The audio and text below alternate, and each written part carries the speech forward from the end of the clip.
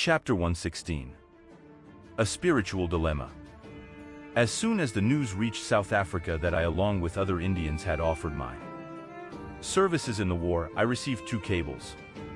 One of these was from Mr. Pollock, who questioned the consistency of my action with my profession of ahimsa. I had to a certain extent anticipated this objection, for I had discussed the question in my Hind Swaraj or Indian Home Rule and used to discuss it day in and day out with friends in South Africa. All of us recognized the immorality of war. If I was not prepared to prosecute my assailant, much less should I be willing to participate in a war, especially when I knew nothing of the justice or otherwise of the cause of the combatants. Friends of course knew that I had previously served in the Boer War, but they assumed that my views had since undergone a change. As a matter of fact, the very same line of argument that persuaded me to take part in the Boer War had weighed with me on this occasion. It was quite clear to me that participation in war could never be consistent with ahimsa. But it is not always given to one to be equally clear about one's duty. A votary of truth is often obliged to grope in the dark. Ahimsa is a comprehensive principle. We are helpless mortals caught in the conflagration of ahimsa. The saying that life lives on life has a deep meaning in it.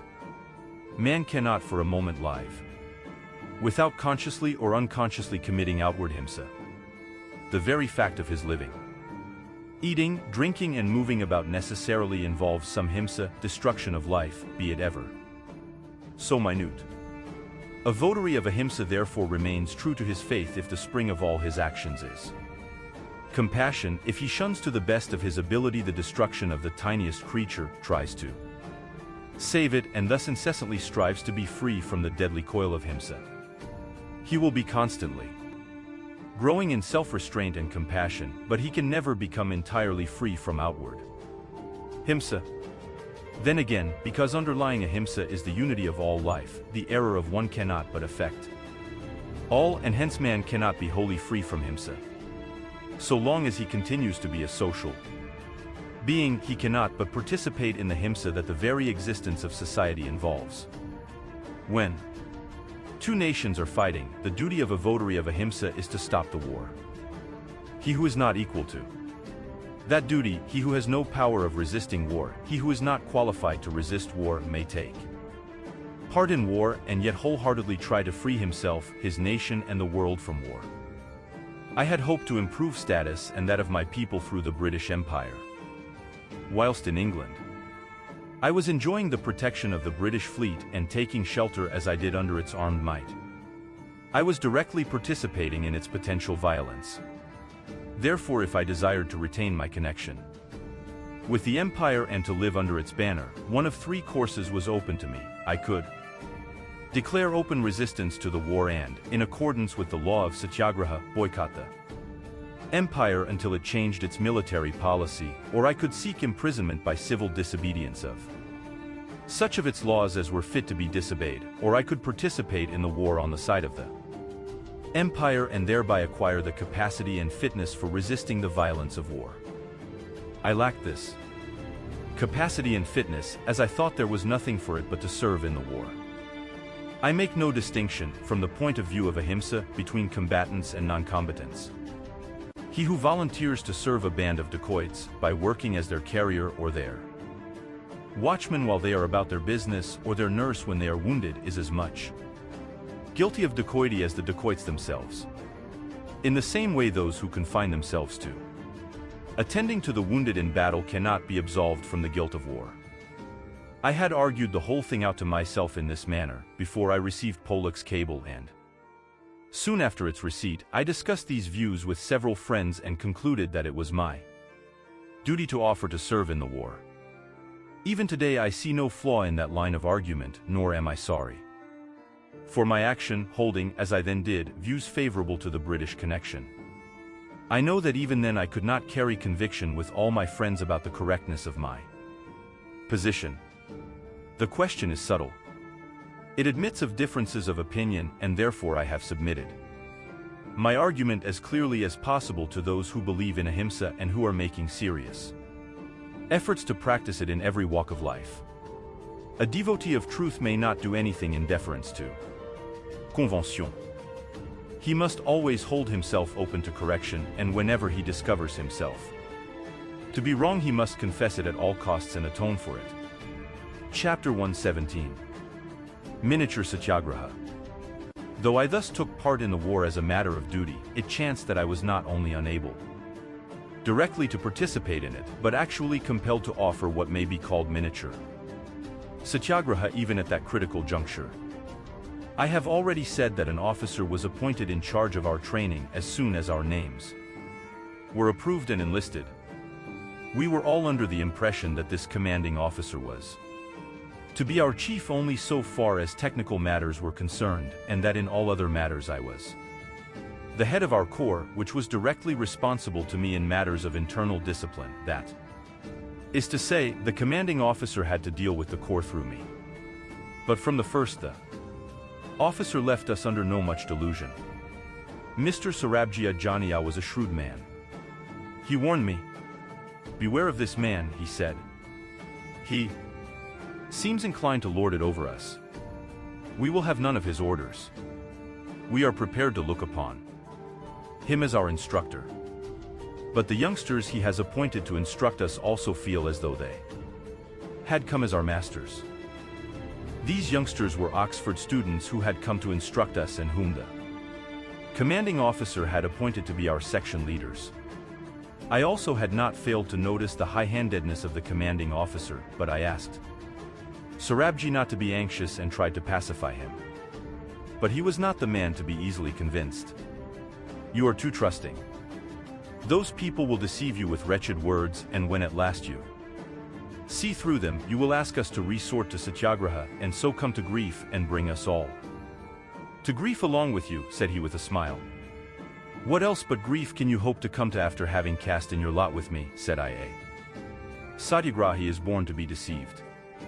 Let the commanding officer deceive us. Have I not told you times without number that ultimately a deceiver only deceives himself? Sarabji gave a loud laugh. "Well, then," said he, "continue to be deceived. You will someday meet your death in Satyagraha and drag poor mortals like me behind you." These words put me in mind of what the late Miss Emily Hobhouse wrote to me with regard to non-cooperation. "I should not be surprised if one of these days you have to go to the gallows for the sake of truth. May God show you the right path and protect you." The talk with Sarabji took place just after the appointment of the commanding officer.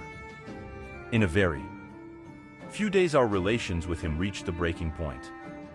I had hardly regained my strength. After the 14 days fast, when I began to take part in the drill, often walking to the appointed place about 2 miles from home, this gave me pleurisy and laid me low. In this condition I had to go weekend camping. Whilst the others stayed there, I returned home. It was here that an occasion arose for Satyagraha.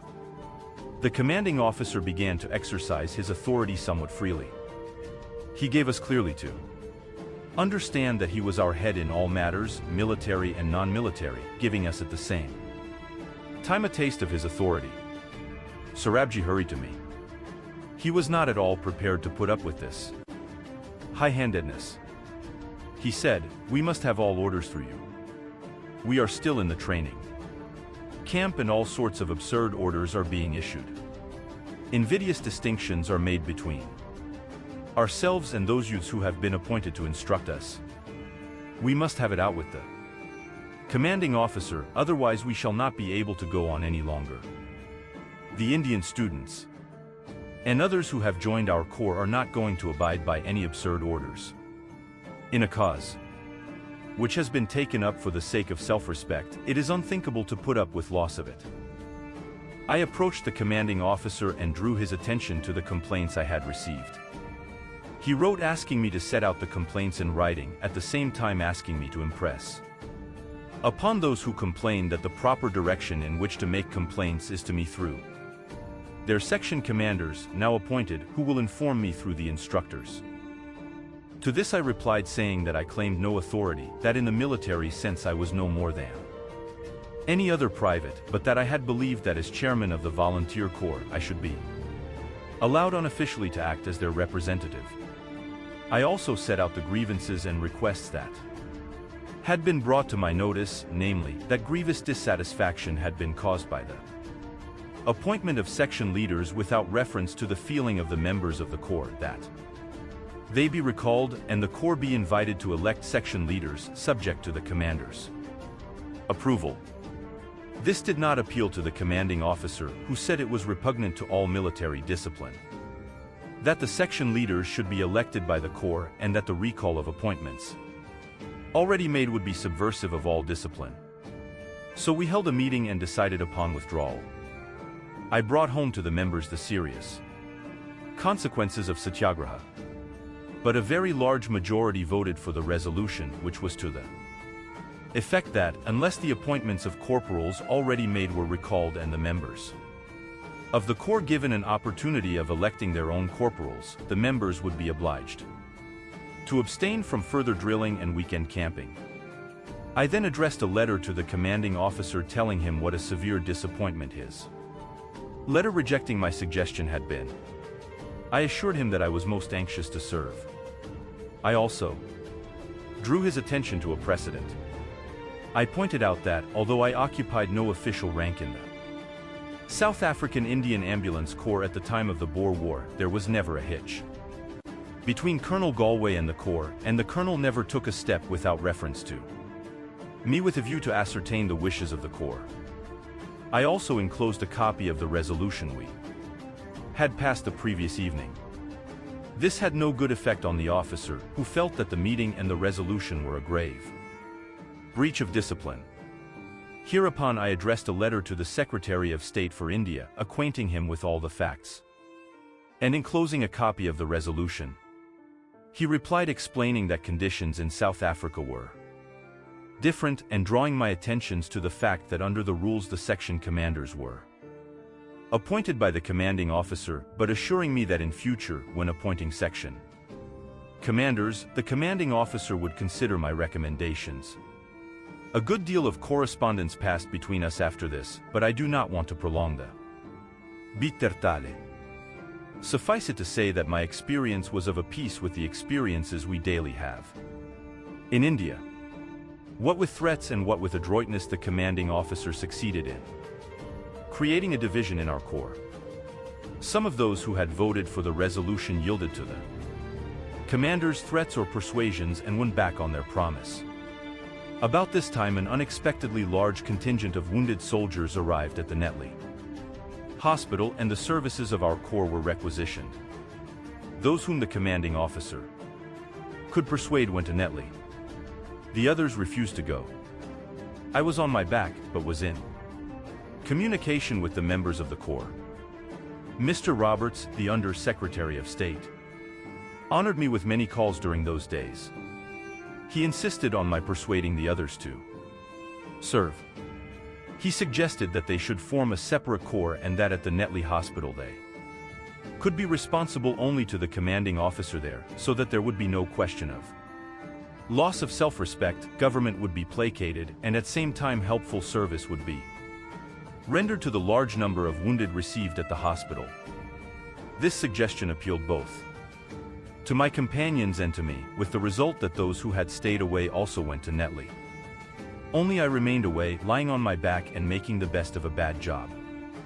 Chapter 118. Gokhale's Charity. I have already referred to the attack of pleurisy I had in England. Gokhale returned to London soon after. Kallenbach and I used regularly to go to him. Our talks were mostly about the war. And as Kallenbach had the geography of Germany at his fingertips and had traveled much in Europe, he used to show him on the map the various places in connection with the war. When I got pleurisy, this also became a topic of daily discussion. My dietetic experiments were going on even then.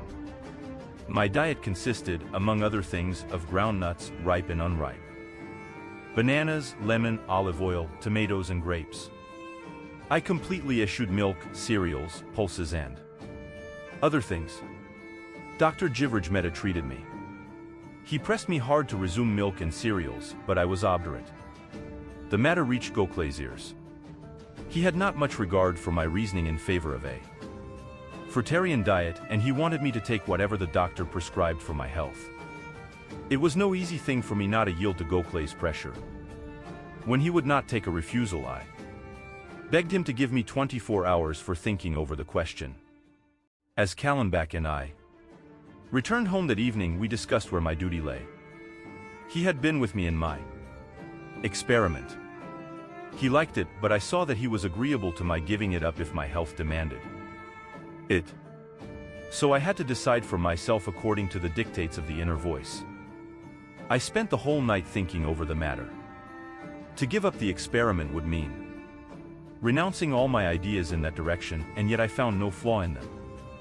The question was how far I should yield to Goklay's loving pressure, and how far I might modify my experiment in the so-called interests of health. I finally decided to adhere to the experiment in so far as the motive behind was chiefly religious, and to yield to the doctor's advice where the motive was mixed. Religious considerations had been predominant in the giving up of milk. I had before me a picture of the wicked processes the Govels in Calcutta adopted to extract the last drop of milk from their cows and buffaloes. I also had the feeling that, just as meat was not man's food, even so animals' milk could not be man's food. So I got up in the morning with the determination to adhere to my resolve to abstain from milk. This greatly relieved me. I dreaded to approach Goklay, but I trusted him to respect my decision. In the evening, Kallenbach and I called on Goklay at the National Liberal Club. The first question he asked me was, "Well, have you decided to accept the doctor's advice?" I gently but firmly replied, "I am willing to yield on all points except one about which I beg you not to press me. I will not take milk, milk products or meat. If not to take these things should mean my death, I feel I had better face it." "Is this your final decision?" asked Goklay. "I am afraid I cannot decide otherwise," said I. "I know that my decision will pain you, but I beg your forgiveness." With a certain amount of pain but with deep affection, Goklay said, "I do not approve of your decision. I do not see any religion in it. But I won't press you any more." With these words he turned to Dr. Jivraj Mehta and said, "Please don't worry him anymore. Prescribe anything you like, within the limit he has set for himself." The doctor expressed dissent but was helpless. He advised me to take mung soup, with a dash of asafoetida in it. To this I agreed. I took it for a day or two, but it increased my pain. As I did not find it suitable, I went back to fruits and nuts. The doctor of course went on with his external treatment. The latter somewhat relieved my pain, but my restrictions were to him a sore handicap. Meanwhile Goklay left for home, as he could not stand the October fogs of London. Chapter 119. Treatment of pleurisy. The persistence of the pleurisy caused some anxiety, but I knew that the cure lay not in taking medicine internally but in dietetic changes assisted by external remedies. I called in Dr. Allinson of vegetarian fame, who treated diseases by dietetic modifications and whom I had met in 1890. He thoroughly overhauled me. I explained to him how I had pledged myself not to take milk. He cheered me up and said, "You need not take milk. In fact, I want you to do without any fat for some days." He then advised me to live on plain brown bread, raw vegetables such as beet, radish, onion and other tubers and greens, and also fresh fruit, mainly oranges. The vegetables were not to be cooked but merely grated fine, if I could not masticate them. I adopted this for about 3 days, but raw vegetables did not quite suit me. My body was not in a condition to enable me to do full justice to the experiment. I was nervous about taking raw vegetables. Dr. Allinson also advised me to keep all the windows of my room open for the whole 24 hours, bathe in tepid water, have an oil massage on the affected parts and a walk in the open for 15 to 30 minutes. I liked all these suggestions. My room had French windows which, if kept wide open, would let in the rain. The fanlight could not be opened.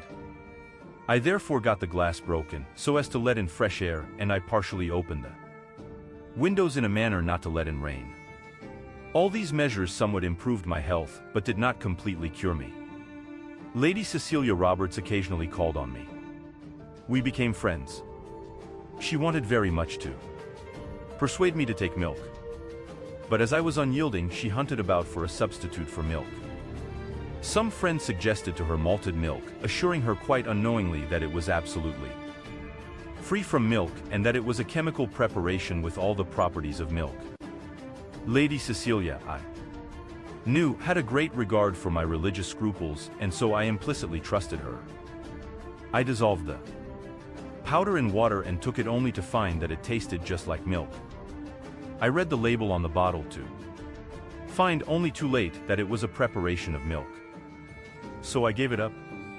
I informed Lady Cecilia about the discovery, asking her not to worry over it. She came post-haste to me to say how sorry she was. Her friend had not read the label at all. I begged her not to be anxious and expressed my regret that I could not avail myself of the thing she had procured with so much trouble. I also assured her that I did not at all feel upset or guilty over having taken milk under a misapprehension. I must skip over many other sweet reminiscences of my contact with Lady Cecilia.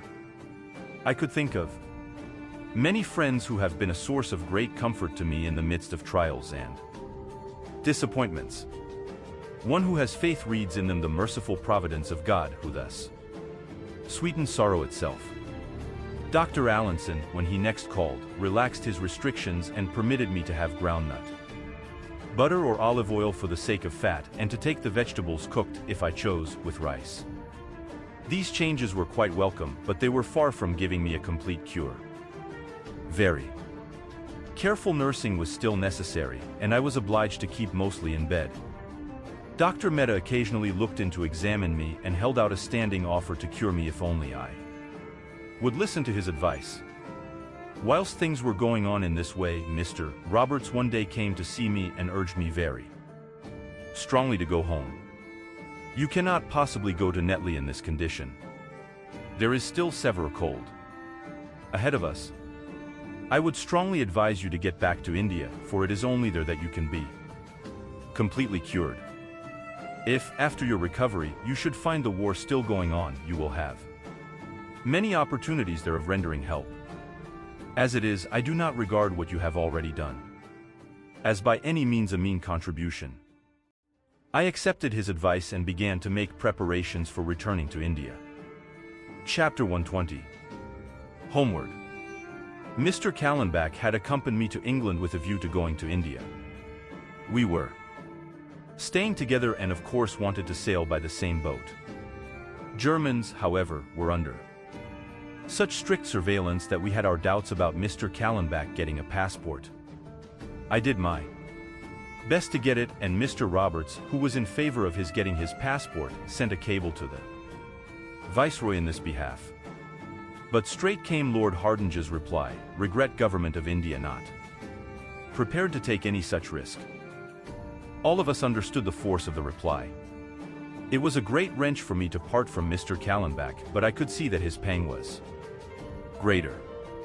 Could he have come to India, he would have been leading today the simple happy life of a farmer and weaver. Now he is in South Africa, leading his old life and doing brisk business as an architect. We wanted a third-class passage, but as there was none available on P&O boats, we had to go second. We took with us the dried fruit we had carried from South Africa, as most of it would not be procurable on the boat, where fresh fruit was easily available. Dr. Jivraj Mehta had bandaged my ribs with Mead's plaster and had asked me not to remove it till we reached the Red Sea. For 2 days I put up with the discomfort, but finally it became too much for me. It was with considerable difficulty that I managed to undo the plaster and regain the liberty of having a proper wash and bath. My diet consisted mostly of nuts and fruits. I found that I was improving every day and felt very much better by the time we entered the Suez Canal. I was weak, but felt entirely out of danger. and I gradually went on increasing my exercise. The improvement I attributed largely to the pure air of the temperate zone. Whether it was due to past experience or to any other reason, I do not know, but the kind of distance I noticed between the English and Indian passengers on the boat was something I had not observed even on my voyage from South Africa. I did talk to a few Englishmen, but the talk was mostly formal. There were hardly any cordial conversations such as had certainly taken place on the South African boats. The reason for this was, I think, to be found in the conscious or unconscious feeling at the back of the Englishman's mind that he belonged to the ruling race, and the feeling at the back of the Indian's mind that he belonged to the subject race. I was eager to reach home and get free from this atmosphere. On arriving at Aden, we already began to feel somewhat at home. We knew the Adenwallas very well, having met Mr. Kikabad Kavashi Dinshaw in Durban and come in close contact with him and his wife. A few days more and we reached Bombay. It was such a joy to get back to the homeland after an exile of 10 years. Gokhale had inspired a reception for me in Bombay, where he had come in spite of his delicate health. I had approached India in the ardent hope of merging myself in him and thereby feeling free. But fate had willed it otherwise. Chapter 121. Some reminiscences of the bar. Before coming to a narrative of the course my life took in India, it seems necessary to recall a few of the South African experiences which I have deliberately left out. Some lawyer friends have asked me to give my reminiscences of the bar. The number of these is so large that, if I were to describe them all, they would occupy a volume by themselves and take me out of my scope. But it may not perhaps be improper to recall some of those which bear upon the practice of truth. So far as I can recollect, I have already said that I never resorted to untruth in my profession, and that a large part of my legal practice was in the interest of public work, for which I charged nothing beyond out-of-pocket expenses, and these too I sometimes met myself. I had thought that in saying this I had said all that was necessary as regards my legal practice. But friends want me to do more. They seem to think that, if I described however slightly some of the occasions when I refused to swerve from the truth, the legal profession might profit by it. As a student I had heard that the lawyer's profession was a liar's profession. But this did not influence me, as I had no intention of earning either position or money by lying. My principle was put to the test many a time in South Africa. Often I knew that my opponents had tutored their witnesses, and if I only encouraged my client or his witnesses to lie, we could win the case. But I always resisted the temptation. I remember only one occasion when, after having won a case, I suspected that my client had deceived me. In my heart of hearts I always wished that I should win only if my client's case was right. In fixing my fees I do not recall ever having made them conditional on my winning the case. Whether my client won or lost, I expected nothing more nor less than my fees. I warned every new client at the outset that he should not expect me to take up a false case or to coach the witnesses, with the result that I built up such a reputation that no false cases used to come to me. Indeed, some of my clients would keep their clean cases for me and take the doubtful ones elsewhere. There was one case which proved a severe trial. It was brought to me by one of my best clients. It was a case of highly complicated accounts and had been a prolonged one.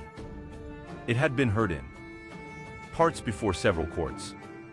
Ultimately, the bookkeeping portion of it was entrusted by the court to the arbitration of some qualified accountants. The award was entirely in favor of my client, but the arbitrators had inadvertently committed an error in calculation which, however small, was serious, inasmuch as an entry which ought to have been on the debit side was made on the credit side. The opponents had opposed the award on other grounds.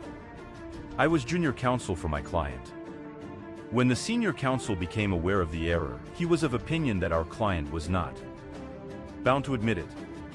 He was clearly of opinion that no counsel was bound to admit anything that went against his client's interest. I said we ought to admit the error. But the senior counsel contended, in that case there is every likelihood of the court canceling the whole award, and no sane counsel would imperil his client's case to that extent. At any rate, I would be the last man to take any such risk. If the case were to be sent up for a fresh hearing, one could never tell what expenses our client might have to incur and what the ultimate result might be. The client was present when this conversation took place. I said, I feel that both our client and we ought to run the risk. Where is the certainty of the court? Upholding a wrong award simply because we do not admit the error? And supposing the admission were to bring the client to grief, what harm is there?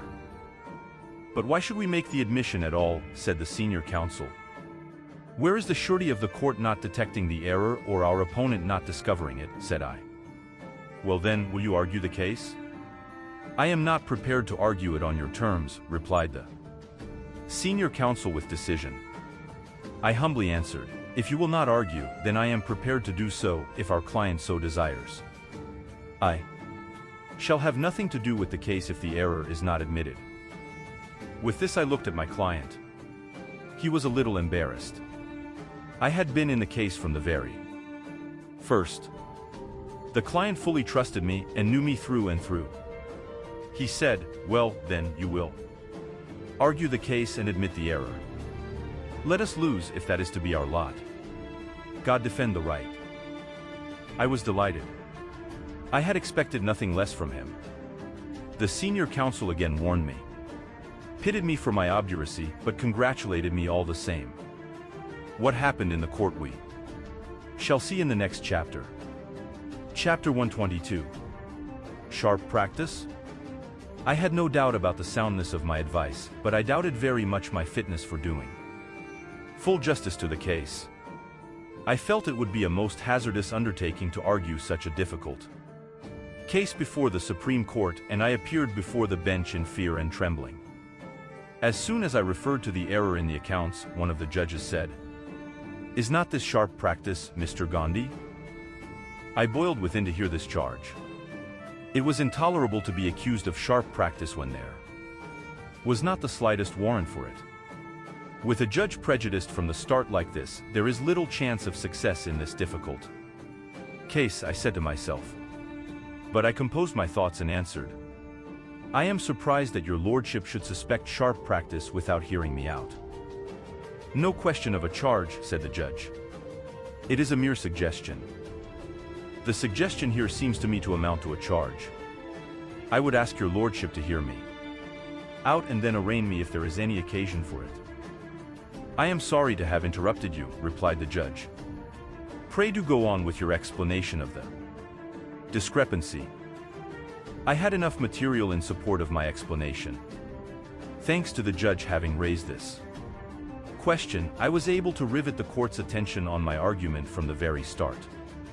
I felt much encouraged and took the opportunity of entering into a detailed explanation.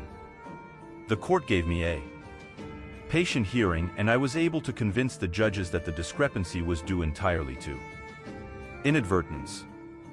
They therefore did not feel disposed to cancel the whole award, which had involved considerable labor. The opposing counsel seemed to feel secure in the belief that not much argument would be needed after the error had been admitted. But the judges continued to interrupt him as they were convinced that the error was a slip which could be easily rectified.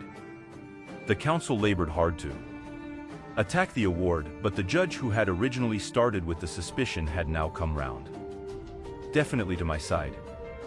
Supposing Mr. Gandhi had not admitted the error, what would you have done? He asked. It was impossible for us to secure the services of a more competent and honest expert accountant than the one appointed by us. The court must presume that you know your case best.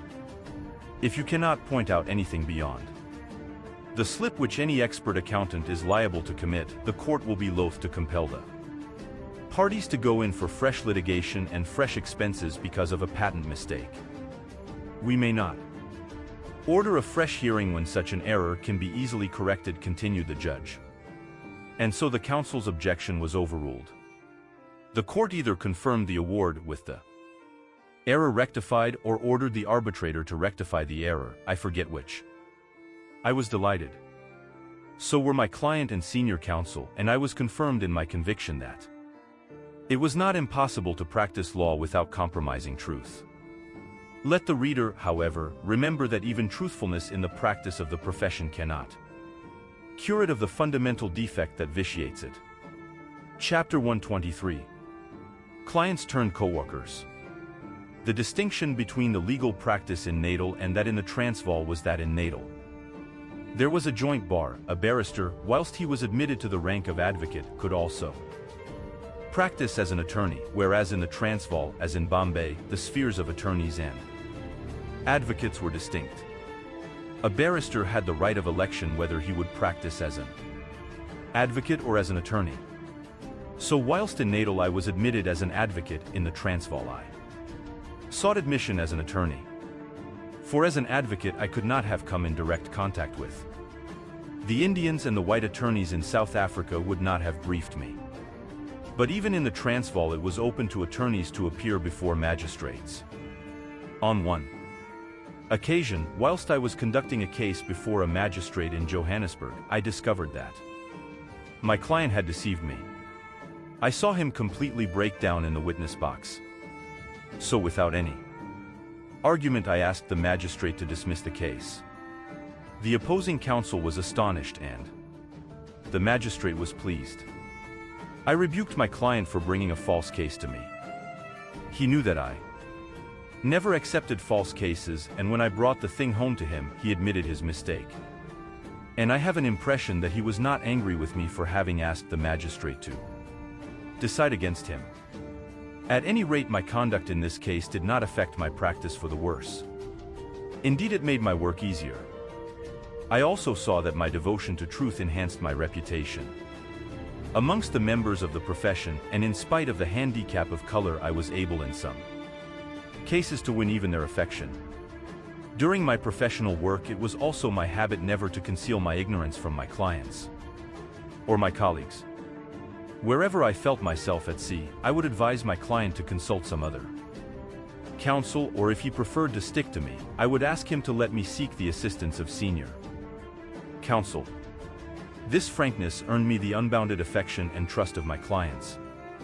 They were always willing to pay the fee whenever consultation with senior counsel was necessary. This affection and trust served me in good stead in my public work. I have indicated in the foregoing chapters that my object in practicing in South Africa was service of the community. Even for this purpose, winning the confidence of the people was an indispensable condition. The large-hearted Indian magnified into service professional work done for money, and when I advised them to suffer the hardships of imprisonment for the sake of their rights, many of them cheerfully accepted the advice, not so much because they had reasoned out the correctness of the course, as because of their confidence in and affection for me. As I write this, many a sweet reminiscence comes to my mind. Hundreds of clients became friends and real co-workers in public service, and their association sweetened a life that was otherwise full of difficulties and dangers. Chapter 124. How a client was saved. The reader, by now, will be quite familiar with Parsi Rustamji's name. He was one who became at once my client and co-worker, or perhaps it would be truer to say that he first became co-worker and then client. I won his confidence to such an extent that he sought and followed my advice also in private domestic matters. Even when he was ill, he would seek my aid, and though there was much difference between our ways of living, he did not hesitate to accept my quack treatment. This friend once got into a very bad scrape. Though he kept me informed of most of his affairs, he had studiously kept back one thing. He was a large importer of goods from Bombay and Calcutta, and not infrequently he resorted to smuggling. But as he was on the best terms with customs officials, no one was inclined to suspect him. In charging duty, they used to take his invoices on trust. Some might even have connived at the smuggling. But to use the telling simile of the Gujarati poet Akko, theft like quicksilver won't be suppressed. And Parsi Rustamji's proved no exception. The good friend ran post-haste to me, the tears rolling down his cheeks as he said, "Bhai, I have deceived you. My guilt has been discovered today. I have smuggled and I am doomed. I must go to jail and be ruined. You alone may be able to save me from this predicament. I have kept back nothing else from you, but I thought I ought not to bother you with such tricks of the trade, and so I never told you about this smuggling. But now, how much I repent it." I calmed him and said, "To save or not to save you is in his hands. As to me, you know my way. I can but try to save you by means of confession." The good Parsi felt deeply mortified. "But is not my confession before you enough?" he asked. "You have wronged not me but government. How will the confession made before me avail you?" I replied gently, "Of course I will do just as you advise, but will you not consult with my old counsel, mister? He is a friend too," said Parsi Rustamji. Inquiry revealed that the smuggling had been going on for a long time, but the actual offense detected involved a trifling sum. We went to his counsel. He perused the papers and said, "The case will be tried by a jury, and a natal jury will be the last to acquit an Indian. But I will not give up hope." I did not know this counsel intimately. Parsi Rustamji intercepted, "I thank you, but I should like to be guided by Mr. Gandhi's advice in this case. He knows me intimately. Of course you will advise him whenever necessary." Having thus shelved the counsel's question, we went to Parsi Rustamji's shop. And now explaining my view, I said to him, "I don't think this case should be taken to court at all. It rests with the customs officer to prosecute you or to let you go, and he in turn will have to be guided by the Attorney General. I am prepared to meet both. I propose that you should offer to pay the penalty that fix, and the odds are that they will be agreeable. But if they are not, you must be prepared to go to jail. I am of opinion that the shame lies not so much in going to jail as in committing the offense. The deed of shame has already been done. Imprisonment you should regard as a penance. The real penance lies in resolving never to smuggle again." I cannot say that Parsi Rustamji took all this quite well. He was a brave man, but his courage failed him for the moment. His name and fame were at stake, and where would he be if the edifice he had reared with such care and labor should go to pieces? "Well, I have told you," he said, "that I am entirely in your hands. You may do just as you like." I brought to bear on this case all my powers of persuasion.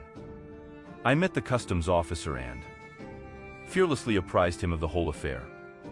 I also promised to place all the books at his disposal and told him how penitent Parsi Rustamji was feeling. The customs officer said, "I like the old Parsi. I am sorry he has made a fool of himself. You know where my duty lies. I must be guided by the Attorney General, and so I would advise you to use all your persuasion with him." "I shall be thankful," said I, "if you do not insist on dragging him into court." Having got him to promise this, I entered into correspondence with the Attorney General and also met him. I am glad to say that he appreciated my complete frankness and was convinced that I had kept back nothing. I now forget whether it was in connection with this or with some other case that my persistence and frankness extorted from him the remark, "I see you will never take a no for an answer." The case against Parsi Rustamji was compromised. He was to pay a penalty equal to twice the amount he had confessed to having smuggled. Rustamji reduced to writing the facts of the whole case, got the paper framed and hung it up in his office to serve as a perpetual reminder to his heirs and fellow merchants. These friends Rustamji warned me not to be taken in by this transitory contrition.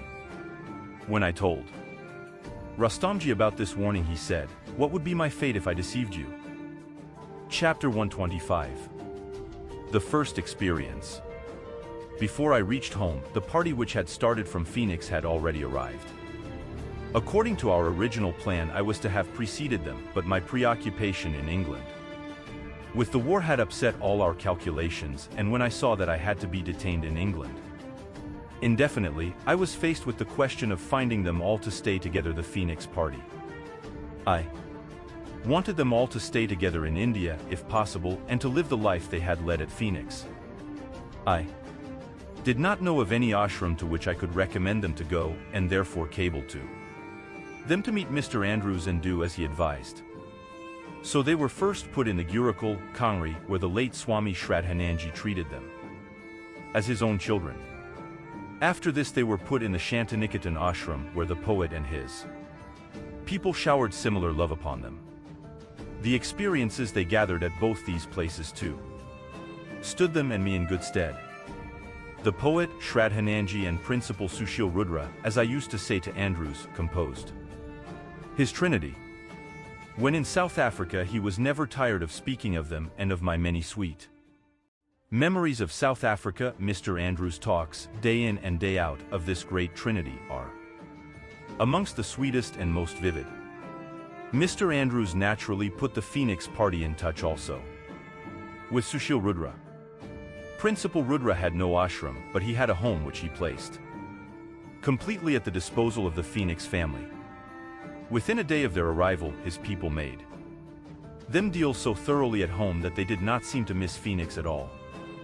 It was only when I landed in Bombay that I learnt that the Phoenix Party was at Shantiniketan.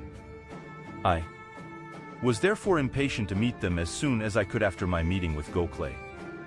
The receptions in Bombay gave me an occasion for offering what might be called a little satyagraha. At the party given in my honor at Mr. Jangir Petit's place, I did not dare to speak in Gujarati. In those palatial surroundings of dazzling splendor, I, who had lived my best life among indentured laborers, felt myself a complete rustic. With my Kathiawadi cloak, turban and dhoti, I looked somewhat more civilized than I do today, but the pomp and splendor of Mr. Petit's mansion made me feel absolutely out of my element. However, I acquitted myself tolerably well, having taken shelter under Sir Farazeshua's protecting wing. Then there was the Gujarati function.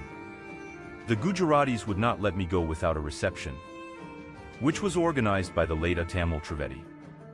I had acquainted myself with the program beforehand. Mr. Jinnah was present, being a Gujarati, I forget whether as president or as the principal speaker. He made a short and sweet little speech in English.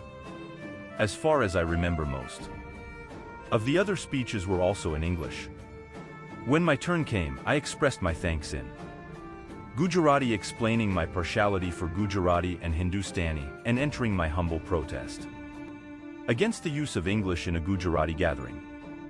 This I did, not without some hesitation, for I was afraid lest it should be considered discourteous for an inexperienced man, returned home after a long exile, to enter his protest against established practices. But no one seemed to misunderstand my insistence on replying in Gujarati. In fact, I was glad to note that everyone seemed reconciled to my protest. The meeting thus emboldened me to think that I should not find it difficult to place my newfangled notions before my countrymen.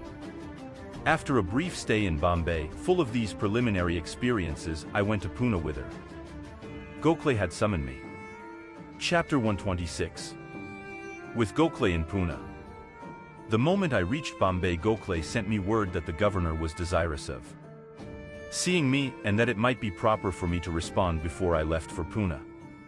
Accordingly, I called on His Excellency. After the usual inquiries, he said, "I ask one thing of you. I would like you to come and see me whenever you propose to take any steps concerning government." I replied, "I can very easily give the promise, inasmuch as it is my rule as a satyagrahi to understand the viewpoint of the party I propose to deal with, and to try to agree with him as far as may be possible.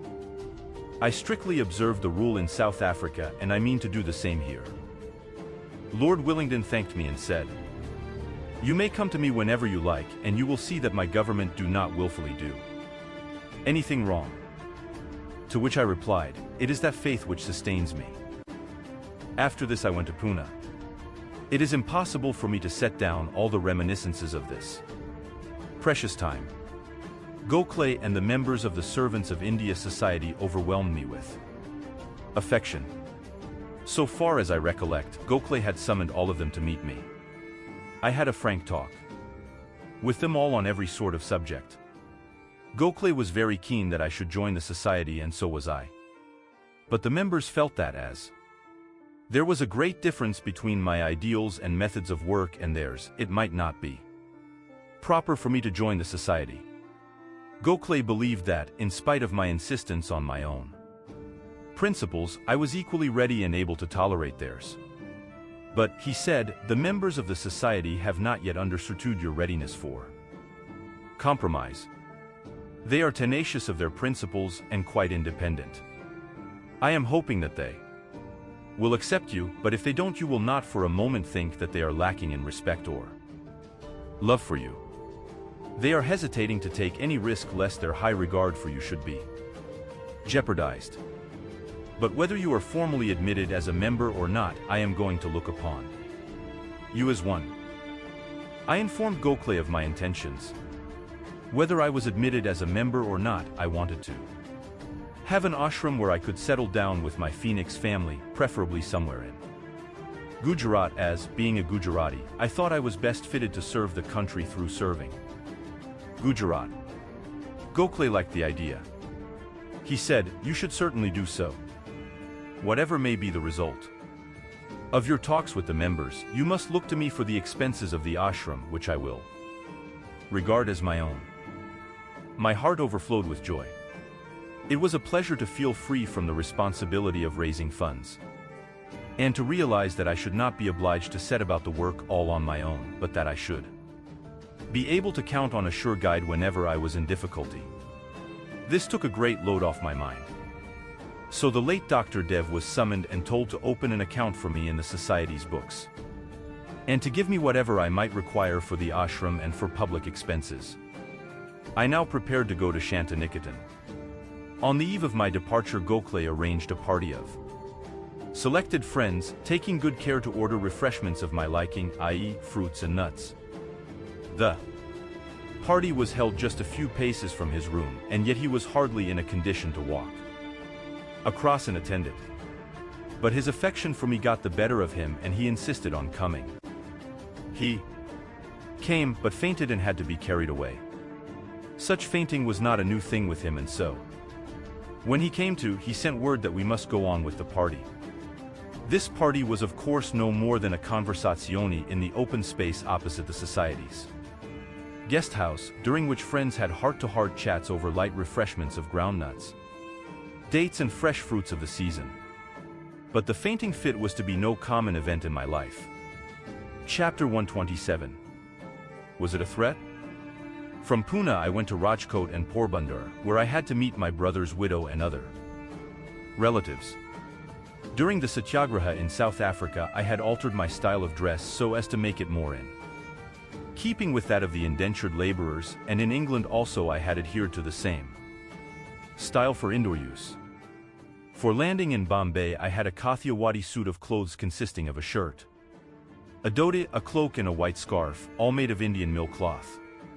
But as I was to travel third from Bombay, I regarded the scarf and the cloak as too much of an encumbrance, so I shed them and invested in an 8 to 10 annas Kashmiri cap. One dressed in that fashion was sure to pass muster as a poor man.